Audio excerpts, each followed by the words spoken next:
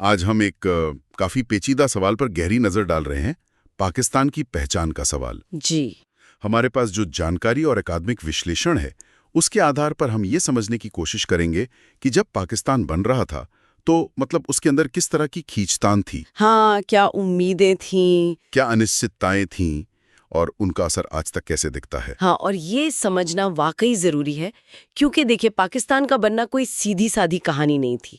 اس کے پیچھے بہت سے الگ الگ خیالات تھے، مقصد تھے جو اکثر ایک دوسرے سے ٹکراتے بھی تھے۔ بالکل۔ اور انہی شروعاتی الجھنوں نے آپ کہہ سکتے ہیں ملک کی پہچان پر ایک بہت گہرا اور لمبا اثر ڈالا ہے۔ وہ اثر آج تک محسوس ہوتا ہے۔ تو چلیے اسی کھینچتان کو ذرا کھول کر دیکھتے ہیں۔ پاکستان بننے کے وقت دو بڑی سوچ یوں سمجھے ٹکرا رہی تھیں۔ جی ایک طرف تو ایک سوچ تھی عالمی اسلامی بھائی چارے کی، ہے نا؟ جی دنیا بھر کے مسلمانوں کی ایک کمیونٹی جس کی کوئی خاص سرحد نہ ہو۔ ہاں، ایک وسیع تصور۔ ہاں، اور دوسری طرف ایک خاص علاقے اور سرحدوں والا ملک بنانے کا خیال تھا، جسے ہندوستان کے مسلمانوں کا وطن یا گھر کہا جا سکے۔ بالکل صحیح کہا۔ اور یہی وہ بنیادی کشمکش ہے جس نے پاکستان کی پہچان کو شروع سے ہی ایک پہیلی سا بنا دیا۔ سوال یہ تھا کہ کیا پاکستان صرف ان علاقوں کے لیے بن رہا ہے جہاں مسلمان زیادہ تھے، جیسے وہ اتر پشچم کا علاقہ اور مشرقی بنگال، ہاں، جہاں ان کی اکثریت تھی، یا یہ پورے ہندوستان کے مسلمانوں کی نمائندگی کرے گا؟ اور پھر ایک اور بڑا سوال کہ اسلام اور قوم یعنی نیشن، ان کے بیچ رشتہ کیا ہوگا؟ ہاں، یہ بہت بڑا سوال تھا۔ جی، محمد اقبال جیسے بڑے نام، حسین احمد مدنی جیسے رہنما، وہ بھی ان سوالوں سے جوجھ رہے تھے کہ بھئی مذہبی پہچان پہلے یا علاقائی پہچان، یہ آسان نہیں تھا طے کرنا۔ اس میں ایک دلچسپ بات یہ بھی ہے نا کہ جس ملک کو مسلمانوں کا گھر کہا جا رہا تھا، ہاں، اس نے شروع میں جیسے اسرائیل نے کیا ویسا کوئی رائٹ آف ریٹرن جیسی پالیسی نہیں اپنائی دنیا بھر کے مسلمانوں کے لیے۔ اچھا، یہ بات ہے۔ ہاں، تو اس نے پاکستان کے اس دعوے پر بھی سوال کھڑے کر دیے کہ وہ تمام مسلمانوں کی پناہ گاہ ہے۔ یہ دکھاتا ہے کہ شروع سے ہی وہ جو پاکستانی ہونے کی پہچان ہے اور صرف مسلمان ہونے کی پہچان ہے، اس میں ایک فرق یا شاید ایک تناؤ ہمیشہ سے رہا۔ یہ بہت اہم نقطہ ہے۔ اچھا، یہاں سے معاملہ اور بھی الجھتا جاتا ہے۔ خود پاکستان کے بانی محمد علی جناح، جی، ان کا اسلام اور سیاست کے رشتے پر جو نظریہ تھا وہ وقت کے ساتھ بدلتا رہا اور ہمیشہ بہت صاف نہیں تھا۔ ہاں، اس میں اتار چڑھاؤ دکھتا ہے۔ یہ بات تو ہے کہ انہوں نے مذہب اور قوم پرستی کو جوڑنے میں بڑا کردار نبھایا، لیکن وہ خود اس خیال کے حامی ذرا دیر سے بنے تھے۔ بالکل، ان کی اپنی سوچ میں بھی ایک وکاس نظر آتا ہے اس مدعے پر۔ صحیح۔ ہاں، یہ نقطہ اہم ہے۔ اور پھر جناح کے بعد جو لیڈر آئیں، سیاسی ہوں یا فوجی، ہاں، انہوں نے بھی اکثر اسلام کے نام کا استعمال اپنی طاقت بڑھانے کے لیے کیا، اور یہ طاقت اکثر عام لوگوں کی پہنچ سے جمہوریت سے باہر تھیں۔ ہاں، اپنی حکومت کو جائز ٹھہرانے کے لیے ایک طرح سے۔ بالکل، لوگوں کو اپنے پیچھے لانے کے لیے استعمال کیا، لیکن جمہوری طریقوں کو اکثر نظر انداز کرتے ہوئے یہ ایک پیٹرن سا بن گیا۔ تو پھر جب آئین سمویدھان بنانے کی باری آئی تو یہ بڑا سوال کھڑا ہو گیا کہ بھئی اس میں اسلام کا کردار کیا ہوگا؟ ہاں، سب سے بڑا سوال۔ اور اس پر بالکل بھی اتفاق رائے عام سہمتی نہیں تھی۔ پہلا آئین بننے میں ہی قریب 10 سال لگ گئے، 1956 میں جا کر بنا۔ 10 سال، یہ دیری اپنے آپ میں بہت کچھ کہتی ہے۔ ہاں، کہ بنیادی سوالوں پر کتنی نا اتفاقی تھی۔ ہاں، اور ایک غور کرنے والی بات یہ ہے کہ بحث شاید اس پر کم تھی کہ اسلامی آئین ہو یا نہ ہو۔ اچھا، زیادہ بحث اس پر تھی کہ ایک اسلامی آئین کا اصل مطلب کیا ہوگا، اس کی شکل کیا ہوگی، ہاں، اس کی تفصیل کیا ہوگی۔ جی، جو سیاسی لیڈر تھے وہ اسلام کو ملک کی پہچان کا ایک ضروری حصہ تو مانتے تھے، پر جو مذہبی جماعتیں تھیں وہ باقاعدہ ایک اسلامی ریاست بنانے پر زور دے رہی تھیں۔ ہاں، وہ زیادہ آگے جانا چاہتی تھی۔ بالکل، حالانکہ وہ خود بھی پوری طرح صاف نہیں تھی کہ ایسی ریاست اصل میں دکھے گی کیسی، اس کے قانون کیا ہوں گے، ان میں بھی آپس میں متبھید تھے۔ اور اس سیاسی الجھن اور عام سہمتی کی کمی کا نتیجہ کیا نکلا؟ نتیجہ یہ ہوا کہ ملک میں فوجی حکومتوں کا ایک لمبا دور شروع ہو گیا۔ ہاں، ملٹری ڈکٹیٹرشپس۔ جی، جنرل ایوب خان سے لے کر جنرل ضیاء الحق، پھر جنرل پرویز مشرف تک۔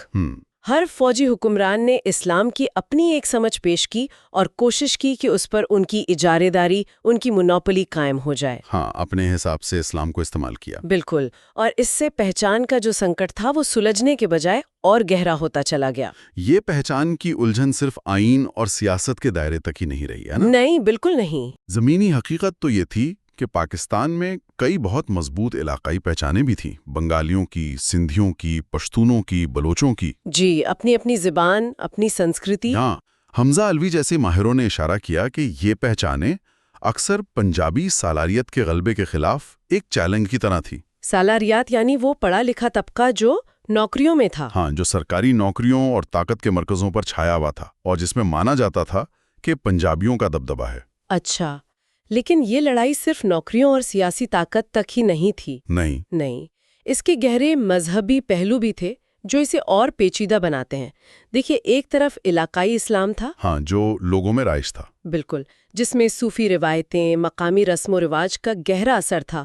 اسے حکمران طبقہ جو رولنگ ایلیٹ تھا وہ اکثر بگڑا ہوا سمجھتا تھا یا اصل اسلام سے دور۔ اچھا، وہ اسے پیور نہیں مانتے تھے۔ ہاں، اور دوسری طرف وہ سدھرا ہوا یا ماڈرنسٹ اسلام تھا جسے ریاست اور اس کے طاقتور لوگ پسند کرتے تھے۔ یہاں یہ دکھتا ہے کہ کیسے اسلام جسے ملک کو جوڑنے والی طاقت سمجھا گیا تھا کئی بار بٹوارے کی وجہ بھی بنا۔ کیونکہ سوال یہ تھا کہ صحیح اسلام کون سا ہے؟ بالکل، ریاست کس اسلام کو مانے گی، اس پر ہی اختلاف تھا۔ اور اسی سے جڑا ہوا ایک اور بڑا سوال ہمیشہ رہا کہ آخر پاکستانی ہے کون؟ ہاں، یہ بنیادی سوال۔ کیا یہ پہچان صرف سرزمین مطلب مٹی سے جڑی ہے یا صرف مذہب سے؟ 1971 میں جب مشرقی پاکستان ٹوٹ کر بنگلہ دیش بنا۔ ہاں، وہ تو بہت بڑا صدمہ تھا۔ ہاں، تو اس سوال نے اور بھی سنگین شکل لے لی۔ وہ واقعہ تو دو قومی نظریے کی بنیاد پر ایک بہت بڑا سوالیہ نشان تھا۔ بے شک۔ اس کے بعد کوشش یہ ہوئی کہ ایک نئے پاکستانی کی شناخت گڑھی جائے، ایک ایسا پاکستانی جو اپنی علاقائی یا نسلی پہچان بھی رکھے اور ساتھ ہی ساتھ ایک عالمی اسلامی بھائی چارے کا حصہ بھی محسوس کرے۔ مطلب یہ بہت مشکل سنتولن سادھنے کی کوشش تھی۔ ہاں، اور یہ کشمکش آج بھی ہم دیکھ سکتے ہیں۔ آپ بلوچستان جیسے صوبوں میں دیکھیے، جی، جہاں مٹی کے بیٹوں مطلب سنز آف دا سوئل اور باہر والوں، چاہے وہ افغانستان سے آئے پشتون ہوں یا پنجاب سے آئے لوگ ہوں، ان کے بیچ زبردست تناؤ اور جھگڑے ہیں۔ وسائل یعنی ریسورسز کو لے کے۔ ہاں، وسائل پر قبضے اور سیاسی حقوق کی لڑائی اکثر اسی اندرونی اور باہری کی تقسیم کی بنیاد پر لڑی جاتی ہے۔ یہ صاف دکھاتا ہے کہ پاکستانی کی تعریف یا ڈیفینیشن پر آج تک کوئی ایک مکمل اتفاق، کوئی عام سہمتی نہیں بن پائی ہے۔ اب آتے ہیں اقلیتوں یعنی مائنورٹیز کے سوال پر۔ پاکستان کی بنیاد تو دو قومی نظریے پر رکھی گئی تھی، جی، جس میں مانا گیا کہ ہندو اور مسلمان دو الگ قومیں ہیں۔ تو پھر جو غیر مسلم پاکستان میں رہ گئے، ان کا مقام یا سٹیٹس کیا تھا؟ یہ بات شروع میں کافی دھندلی تھی۔ ہاں، بہت واضح نہیں تھی۔ کیا وہ برابر کے شہری تھے یا ان کی حیثیت کچھ کم تھی؟ یہ سوال تھا۔ جناح نے آزادی کے وقت وہ جو 11 اگست 1947 کی ان کی مشہور تقریر تھی، ہاں، کانسٹیٹوئنٹ اسمبلی والی، ہاں، اس میں کہا تھا کہ آپ سب ایک ریاست کے برابر کے شہری ہیں، بالکل، اور مذہب کا ریاست کے کاروبار سے کوئی لینا دینا نہیں ہے۔ بالکل۔ یہ تو ایک سیکولر یعنی غیر مذہبی ریاست کا خاکہ لگتا ہے۔ ہاں، لیکن دلچسپ بات یہ ہے کہ اس کے کچھ ہی مہینوں بعد جنوری 1948 میں انہوں نے یہ بھی کہا کہ پاکستان کا آئین اسلامی شریعہ پر آدھارت ہوگا۔ اوہ، تو یہ دونوں باتیں ایک ساتھ؟ ہاں، یہ جو ورودھا بھاس تھا، بالکل، یہ کانٹرڈکشن، جی، یہ شروع سے ہی موجود تھا۔ اور اس نے اقلیتوں کے مستقبل کو لے کر ایک غیر یقینی سی کیفیت پیدا کر دی ہوگی۔ بالکل، اور اس کا اثر سیدھے سیدھے اقلیتوں پر پڑا۔ جب 1949 میں آبجیکٹیوز ریزولوشن پاس ہوئی، جی، تو اس وقت ہندو ممبروں نے یہ ڈر ظاہر کیا تھا کہ یہ ان کے برابر کے شہری حقوق پر اثر ڈالے گا۔ اور کیا وہ ڈر صحیح ثابت ہوئے؟ وقت گزرنے کے ساتھ کافی حد تک۔ مثال کے طور پر 1973 کا جو آئین بنا، ہاں، اس میں یہ لازم کر دیا گیا کہ صدر یعنی پریزیڈنٹ اور وزیر اعظم یعنی پرائم منسٹر دونوں کا مسلمان ہونا ضروری ہے۔ اچھا، تو مطلب غیر مسلم ملک کے سب سے بڑے عہدوں پر نہیں آ سکتے۔ یہ تو بڑی بات ہے۔ بالکل۔ اور ایک اور بہت اہم موڑ آیا 1974 میں، ذوالفقار علی بھٹو کی حکومت تھی، جی، اور نیشنل اسمبلی نے آئین میں ایک ترمیم، ایک بدلاؤ کر کے احمدی جماعت کو غیر مسلم اقلیت قرار دے دیا۔ ہاں، یہ بہت وواداسپد قدم تھا۔ بہت، کیونکہ اس نے ایک مثال قائم کر دی کہ ایک سیاسی ادارہ یعنی پارلیمنٹ وہ مذہبی عقیدے کے بارے میں فیصلہ کر سکتا ہے. ہاں، کہ کون مسلمان ہے اور کون نہیں. بالکل، اور باقاعدہ طور پر یہ طے کر سکتا ہے. اس نے ریاست کو مذہب کے میدان میں سیدھا دخل دینے کا ایک طرح سے حق دے دیا. اسی دوران اور خاص طور پر 1980 کی دہائی میں جنرل ضیاء الحق کے دور میں، ہاں، اسلامی کرن کا دور. اس وقت سنی اور شیعہ فرقوں کے بیچ فرقہ وارانہ تشدد مطلب سیکٹیرین وائلنس اس میں بہت تیزی آئی. اچھا. اس میں اندرونی سیاست کا تو ہاتھ تھا ہی، ساتھ ہی وہ جو افغان جہاد چل رہا تھا ہاں، اس کا اثر. اور پڑوسی ملکوں خاص کر ایران اور سعودی عرب، ان کے اثر نے بھی آگ میں گھی کا کام کیا. ضیاء کی پالیسیز نے سنی اسلام کی ایک خاص قدامت پسند شکل کو طاقت دی، جس سے شیعہ آبادی میں ظاہر ہے بے چینی بڑی ہوگی. ہاں، تو یہ سوال بار بار سامنے آتا رہا کہ بھئی اصل مسلمان کون ہے اور پاکستانی کی پہچان کتنی زیادہ مسلمان کی پہچان پر ٹکی ہوئی ہے. یہ سوال اور گہرا ہوتا گیا. یہ بہت ہی الجھا ہوا مسئلہ ہے. اب بات کرتے ہیں فوج کی. ہاں، پاکستان کی سیاست اور سماج پر فوج کا اثر وہ تو بہت گہرا رہا ہے، اس سے تو انکار نہیں کیا جا سکتا. بالکل. شروع سے ہی شروع میں تو پاکستانی فوج پر برٹش کولونیل دور کی وراثت کا اثر زیادہ تھا. ڈھانچہ، ٹریننگ سب انگریزوں کے وقت کا تھا. ہاں، ایک پروفیشنل آرمی کی طرح. ہاں، لیکن آزادی کے بعد اور خاص کر 1948 کی کشمیر جنگ، جسے ایک طرح کی ناکامی سمجھا گیا، اس کے بعد فوج کے اندر اپنی پہچان کو زیادہ قومی بنانے اور اسے اسلامی رنگ دینے کی بحث شروع ہو گئی. اچھا، یہ اندرونی بدلاؤ شروع ہوا. ہاں، وقت کے ساتھ یہ بھی ہوا کہ فوج میں بھرتی کے پیٹرن بدلے. زیادہ تر بھرتی پنجاب اور جو اب KP کے ہے ان علاقوں کے غریب دیہاتی علاقوں اور چھوٹے شہروں کے نوجوانوں کی ہونے لگی، جن کا جھکاؤ اکثر مذہب کی طرف زیادہ ہوتا تھا. ہاں، اور وہ قدامت پسند قدروں کو مانتے تھے. پھر 1971 کی جنگ میں جو شکست ہوئی، بنگلہ دیش کا بننا، ہاں، اس نے بھی فوج کے اندر جو سیکولر نظر آنے والا طبقہ تھا اس کی ساکھ کو کمزور کیا اور مذہبی رجحان رکھنے والے افسروں کو آگے بڑھنے کا موقع ملا. یہاں یہ دیکھنا دلچسپ ہے کہ فوج کے اندر بھی اسلام کو لے کر کوئی ایک سوچ نہیں رہی. اچھا، مطلب الگ الگ دور میں الگ الگ رویہ. ہاں، جنرل ایوب خان، جنرل ضیاء الحق اور جنرل پرویز مشرف، ان تینوں بڑے فوجی حکمرانوں کے دور میں اسلام کے ساتھ فوج کا رشتہ الگ الگ قسم کا رہا. کیسے؟ ذرا بتائیں. ایوب خان نے ماڈرنسٹ اسلام پر زور دیا، ضیاء نے تو بہت زیادہ قدامت پسند اور شریعت پر آدھارت اسلام کو آگے بڑھایا. ہاں، انہوں نے تو کافی بدلاؤ کیے. بالکل. جبکہ مشرف نے روشن خیالی یعنی انلائٹنڈ ماڈریشن کا نعرہ دیا. یہ دکھاتا ہے کہ فوج نے بھی اسلام کو وقت اور اپنی ضرورت کے حساب سے استعمال کرنے کی کوشش کی. ہاں، یہ تو ہے.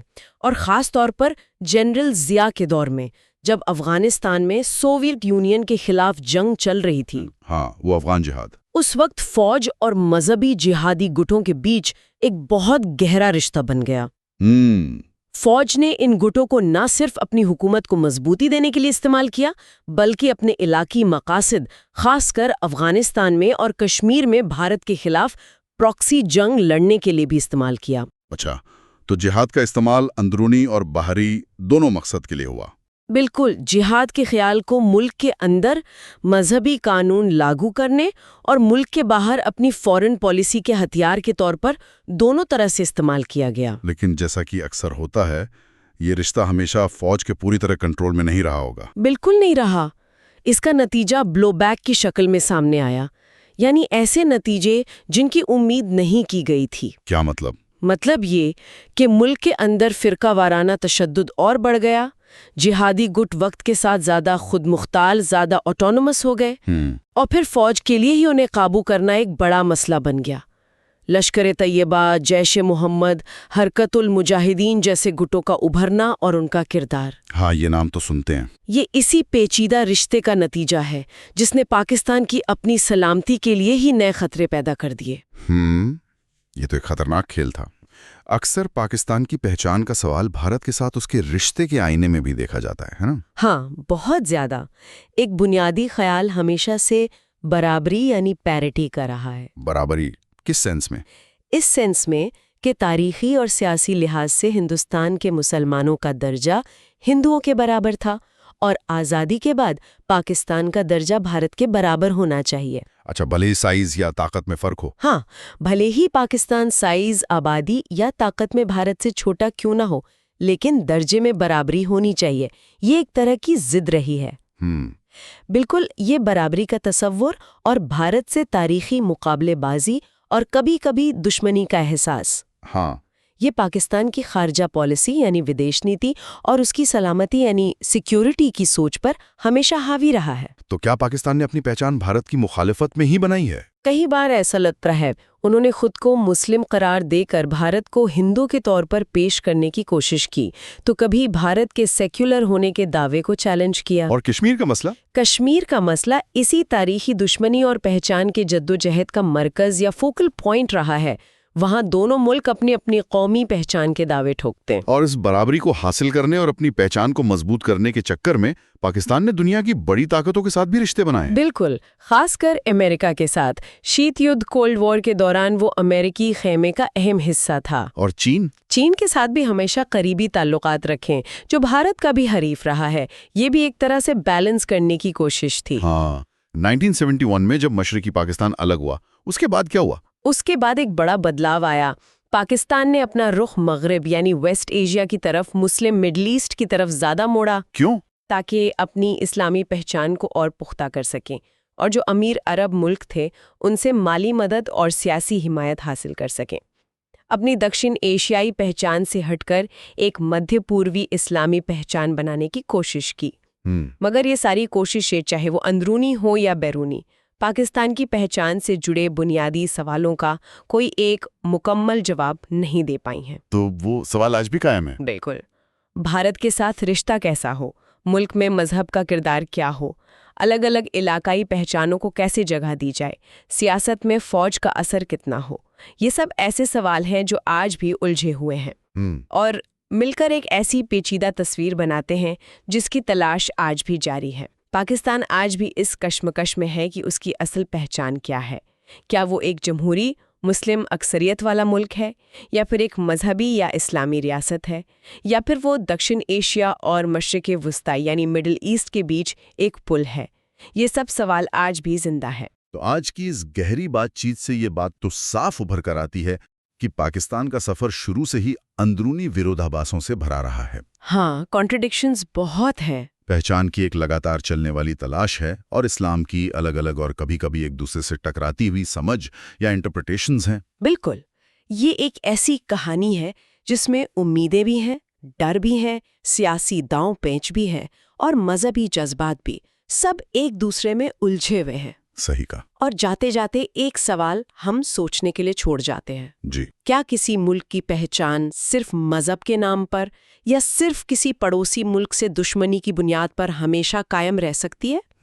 یہ بڑا سوال ہے۔ یا پھر وقت کے ساتھ ہر ملک کو اپنی اندرونی رنگا رنگی، اپنی ڈائیورسٹی کو، اپنی الگ الگ علاقائی اور نسلی پہچانوں کو، اور اپنے سارے شہریوں کی امیدوں اور خواہشوں کو گلے لگانا ہی پڑتا ہے؟ شاید یہی زیادہ ٹکاؤ راستہ ہے۔ شاید پاکستان کے مستقبل کے لیے، اس کے بھوشیہ کے لیے، شاید یہ سب سے بنیادی اور اہم سوال ہے۔ اور اس کا جواب شاید وقت ہی دے گا۔ ہاں، شاید وقت ہی دے گا۔